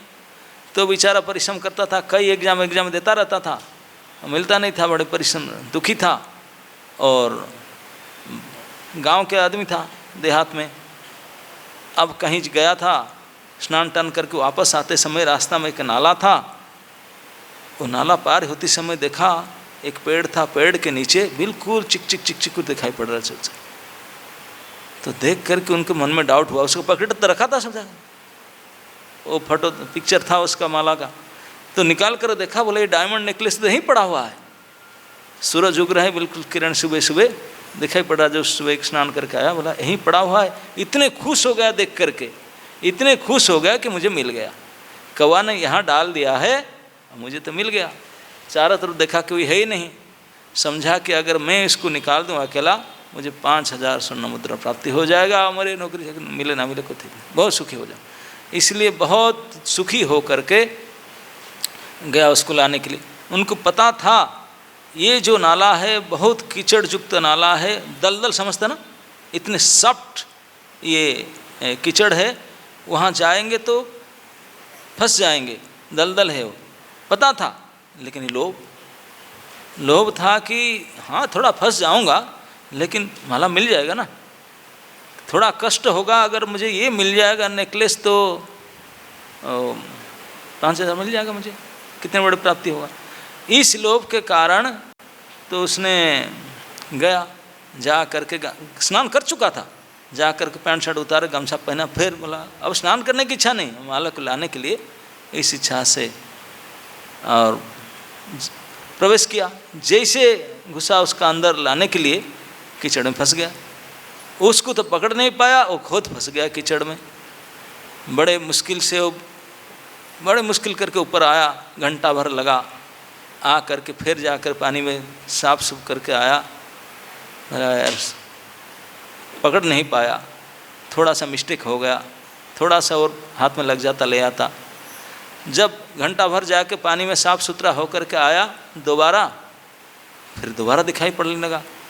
अब तो पानी गंदा हो चुका था, दिखाई नहीं पड़ रहा था, जैसे साफ हो गया फिर दिखने पड़ा। बोला इस बार तो ले लूँगा, पास में तो है। एक्चुअल में फंस गया ना कीचड़ में, इसलिए नहीं ले पाया। तो इसलिए क्या क्या बोला इस बार कई आधार हो जिसके पकड़ के ले आऊँ। देखा कि कोई नहीं, निर्जन स्थान है। अपना गमछा निकाल करके पेड़ में बांधा एक जड़ में और एक किनारे पकड़ा। बोला गमछा पकड़ करके आ जाऊँगा, एक हाथ से माला को पकड़ लूँगा, एक हाथ गमछा पकड़ा हुआ हूँ, अगर कीचड़ में फंस जाऊँगा आ जाऊँगा। तो फिर नंगे हो करके एक बार दोबारा जंप किया तो वो कीचड़ तो एक बार पहले से ज़्यादा सॉफ्ट हो चुका था, एक बार फिसल गया उसके अंदर। अब माला क्या लाए, अब अपने बचाओ नाक कान सब कीचड़ में फंस गया।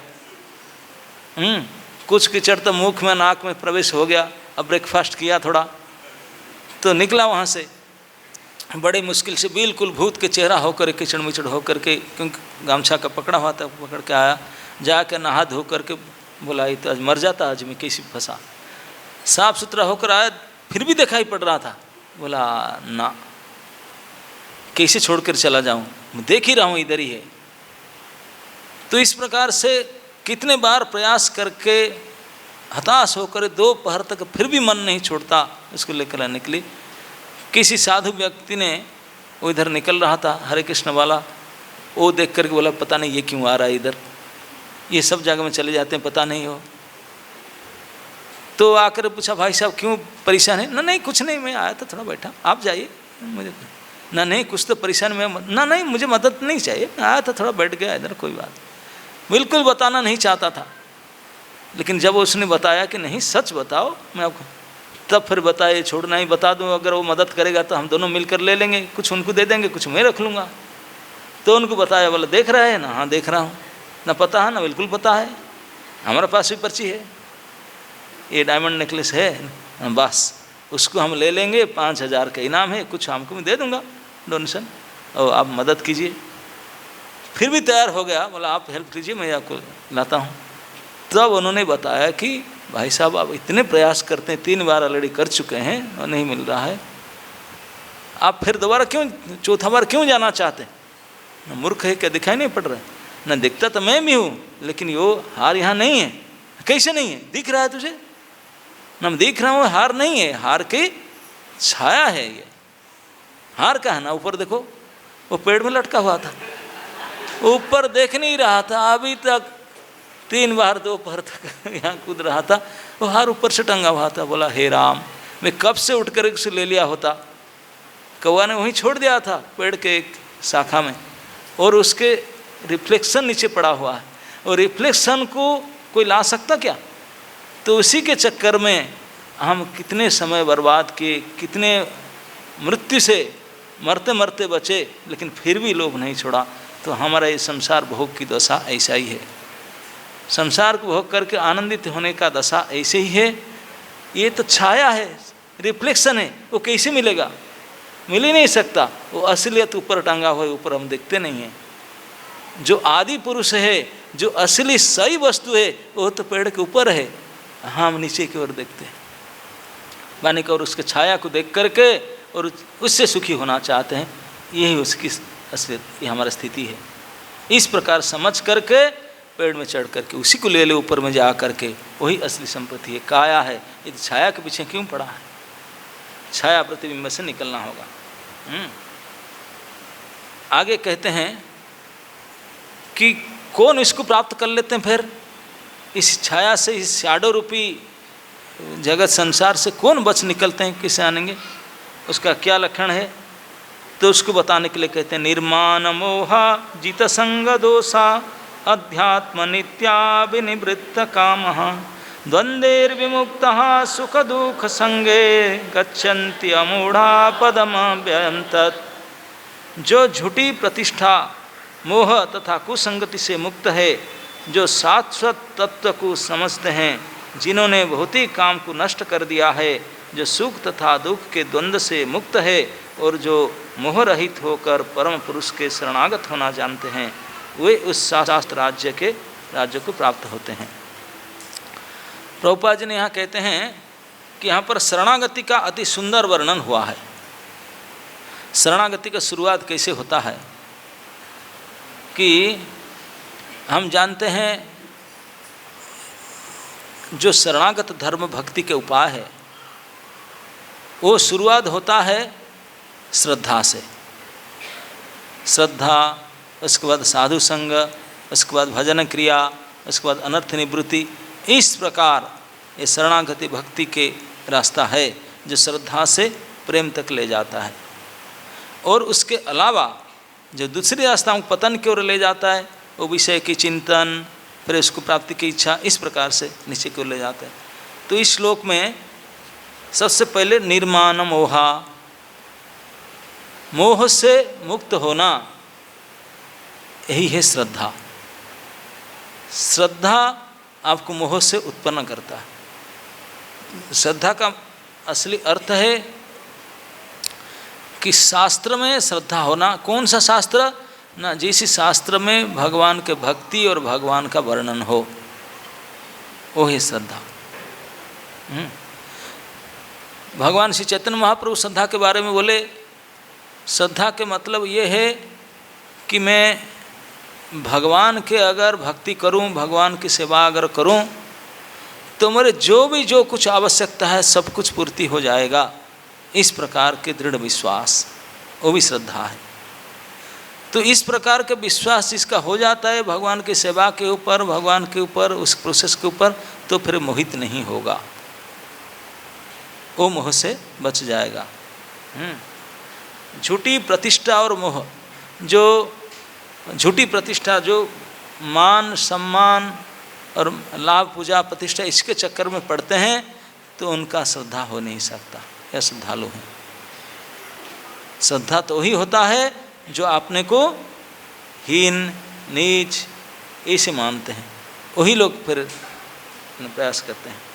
तो सबसे पहले निर्माण मोहा, तो कुसंगति से मुक्त, प्रभुपाद जी ने लिखते हैं। तो इस प्रकार पहले श्रद्धा, मतलब इस प्रकार जानकार हो जाए कि हाँ ऐसे करने से निश्चित ये होगा। उस श्रद्धा से फिर वो सत्संग में जाता है, साधुओं की संगति करता है। साधुओं की संग से जित संग दोषा, असत्संग को, असंग को छोड़ करके सत्संग में जाता है। और जित संग दोषा,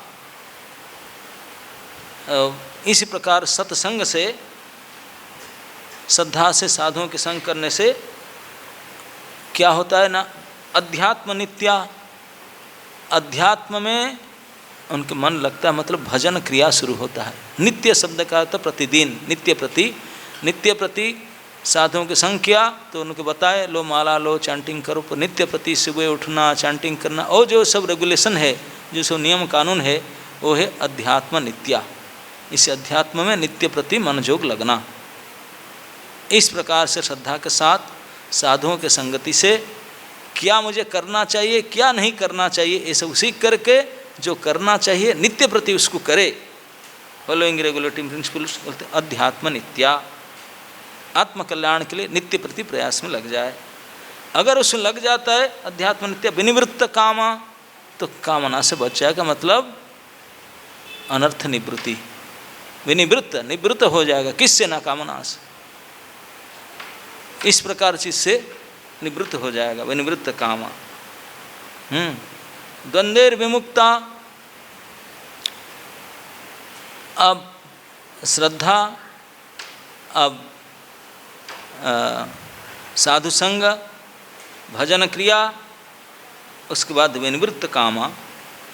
काम आदि से निवृत्त हो करके द्वंद्व विमुक्ता सुख दुख संघे, अब द्वंद्व से मुक्त हो गया मतलब निष्ठा प्राप्त होना, यह है निष्ठा। अनर्थ निवृत्ति के बाद क्या आता है? निष्ठा ही आता है। निष्ठ हो जाता है, दृढ़ता आ जाता है, जिसको भगवान ने कहते हैं गीता में कि जस्य जैसाम अंतगतम पापम जनानाम पुण्य कर्मणाम ते द्वंद्व मोह निर्मुक्ता, द्वंद्व मोह से मुक्त हो जाता है, मेरा भजन में दृढ़ भक्ति आता है। यही होता है निष्ठा, यही द्वंद्व विमुक्ता, यही बात कहते हैं, ये निष्ठा। ये पांचवा स्थिति आ गया। तो फिर सुख दुख संग्रह, इस सुख दुख द्वंद्व से ऊपर बढ़ करके रुचि आसक्ति फिर इस प्रकार बढ़ता है। यही शरणागति के मेथड। इस प्रकार से जो श्रद्धा, साधुओं की संगति, भजन क्रिया, भजन करके उसके प्रभाव से अनर्थ से निवृत्त होता है और फिर निष्ठा, रुचि, आसक्ति आदि रास्ता में बढ़ता है, वही व्यक्ति, वही अमूढ़, जो मूढ़ नहीं है, वही विद्वान व्यक्ति पदम अव्ययम तत्, वही उस पद को प्राप्त करता है। मतलब उस पद को प्राप्त करने का यही रीति है, यही उपाय है, इस उपाय से प्राप्त करना होता है, श्रद्धा से उसको बढ़ना होता है। जब वहाँ चले जाएंगे, वहाँ स्थान कैसा है जो प्राप्त करेंगे, और जो अव्यय पद को, तत्पद को प्राप्त करेंगे इस प्रकार के उपाय से, वो कैसा है उसके बारे में कहते हैं, न तद्भासयते सूर्यो न शशांको न पावक जद गत्वा न निवर्तन्ते तद्धामं परमं मम। ये स्थान मेरा स्थान है। यहाँ तो सूर्य के लाइट दिन में, रात को चंद्रमा तारा का जरूरत होता है, बोले यहाँ कुछ ये सब जरूरत नहीं है। न तद्भासयते सूर्यो न शशांक न पावक। सबसे पहले कि यहाँ सूर्य चंद्र का आदि का कोई आवश्यकता नहीं है, उसका मतलब वो सेल्फ लिमिटेड स्वप्रकाश धाम है। कोई भी स्थान को जाएंगे सबसे पहले लाइट देखेंगे कैसे, बिना लाइट में। तो दिन में भी हम सूर्य चंद्र सूर्य आदि के लाइट देखते हैं, रात को कई प्रकार लाइट जलाते हैं। बोलते हैं ये लोग का पहचान है कि किसी प्रकार के प्रकाश के बाहरी प्रकाश का आवश्यकता नहीं है, किसी प्रकार बाहर की आवश्यकता का नहीं है। यहाँ सूर्य चंद्र के नाम लिया गया, कोई देवता या कोई ग्रह नक्षत्र नहीं, प्रकाशक हैं, प्रकाश देने वाले के तत्व के रूप में, तो इसलिए कोई प्रकाश की यहाँ आवश्यकता नहीं है। शशांक, सूर्य, न पावक, अग्नि, किसी प्रकार के जो प्रकाश देने वाली जो वस्तु का कोई आवश्यकता नहीं है। बोले क्यों? फिर अंधकार नहीं, उनका आवश्यकता नहीं, मतलब स्वप्रकाशक है। और उनका प्रकाशक क्या, जब सबसे पहले न सूर्य, जहाँ सूर्य की आवश्यकता नहीं, सूर्य के पाट, चंद्र, अग्नि आदि तो उन्हीं से ही लाइट लेकर के जलते हैं। जो सूर्य नहीं तो वो क्या जरूरत हैंगे, और सूर्य भी जरूरत नहीं क्योंकि सूर्य भी उनसे लाइट लेता है। तो वो जहाँ रहते हैं उनका जगह पर सूर्य क्या काम करे। तो इससे प्रमाणित होता है कि भगवान के धाम में ये सब है नहीं, ना सूर्य, ना चंद्र, ना तारा। भगवान बोलते हैं ये सब क्या का जरूरत है, क्योंकि लाइट तो जरूरत नहीं, सेल्फ इल्यूमिनेटेड है। लेकिन हम सुनते हैं कि भगवत धाम में भगवान सुबह सुबह उठते हैं, सुबह उठते हैं, शाम में गाय चरा के आते हैं, और फिर मध्याह्न में मध्याह्न भोजन करते हैं। तो सूर्य नहीं हो तो ऐसे होता कैसे भैया, है कि नहीं? अगर सूर्य चंद्र ना होगा, भगवान ऐसा कैसे होगा वृंदावन में? हाँ, सूर्य चंद्र यहाँ होते हैं लाइट दिखाने के लिए नहीं होते हैं, ये ड्रामा में पार्ट लेने के लिए होते हैं। भगवान के लीला को समृद्धि करने के लिए होते हैं कि अभी सूर्य आए, मतलब सुबह हुआ, अभी दोपहर हुआ, इसको पाठ कराने के लिए, इसके लिए होते हैं, ना कि उसके बिना हम देख नहीं पाएंगे, इसके लिए नहीं होते। यहाँ उनका ये सब की जरूरत नहीं है। न पावक जद गत्वा न निवर्तन्ते तद्धामं परमं मम। बोलते हैं यही असली परम धाम है, उसको तू जान जाएगा, फिर वहाँ तुझे आने का आवश्यकता नहीं, तो आना भी नहीं चाहोगे। इस धाम को प्राप्त करने के बाद हम लोग को, मैं किसी को बताया था बहुत साल पहले, भगवान को बहुत अच्छा थोड़ा भगवान के धाम के बारे में बताया, ऐसे सुविधा है, ऐसे खुश हो गया। बोला अच्छा कैसे जाना होता है? मैं बोला ऐसे भक्ति अगर भजन करो ना, अच्छा ऐसे करने से जाना होता है, वहाँ चले जाएंगे ना? हाँ ना, कब तक, कब वापस आने का? यही तो गड़बड़ है, वहाँ जाकर वापस नहीं आ सकते, तब नहीं जाएंगे। पहले रिटर्न टिकट बुक हो तब जा सकते हैं। इतने ये दुखमय संसार, इतने कष्ट भोगते हैं, सुख के परिचय देने के बाद भी फिर यहाँ नहीं आ सकता, नहीं जाऊँगा। इसलिए ये हमारे मोह अवस्था है, ये हमारे बद्ध दशा है। इसलिए जद गत्वा न निवर्तन्ते तद धामं परमं मम, वहाँ जा कर के फिर आना नहीं होता। हम सोचते हैं कि आना नहीं सकते से नहीं, जहाँ जाने से तो आना नहीं चाहोगे, तुझे भेजने पर भी तो नहीं आओगे, वो स्थान है। ऐसे नहीं कि तू आना चाहोगे, आने की इच्छा ही नहीं होगा तेरा। क्यों? अभी तो जाने का नहीं चाहते, क्योंकि यहाँ के धक्का अभी जूता खाए नहीं यहाँ के, अभी और थोड़े दिन यहाँ से भोग लो, थोड़ा और ठोकर खा लेने के बाद सोचो कि टू मच कहीं जाऊँगा, तब जाने की इच्छा करोगे। तो भगवान ने इसलिए संसार बनाया, वृक्ष इससे बंधन, ताकि हम जो गलती किए हैं भगवान को भूल करके यहाँ आकर के ये समझ में आ जाए कि हमारा स्थान नहीं है, यहाँ आकर के हम लोग दुखी हो रहे हैं, फिर जाने के लिए तैयार हो जाएंगे, फिर जा कर के दोबारा कभी वापस नहीं आएंगे। तो आगे फिर उसको चर्चा करेंगे, किस भगवान ने फिर आगे कहेंगे उसके बारे में, इस धाम में जाकर हम क्या करेंगे, कैसे जाने होता है, और भगवान के साथ हमारा संबंध क्या, उसके बारे में फिर कल चर्चा करते हैं। हरे कृष्ण।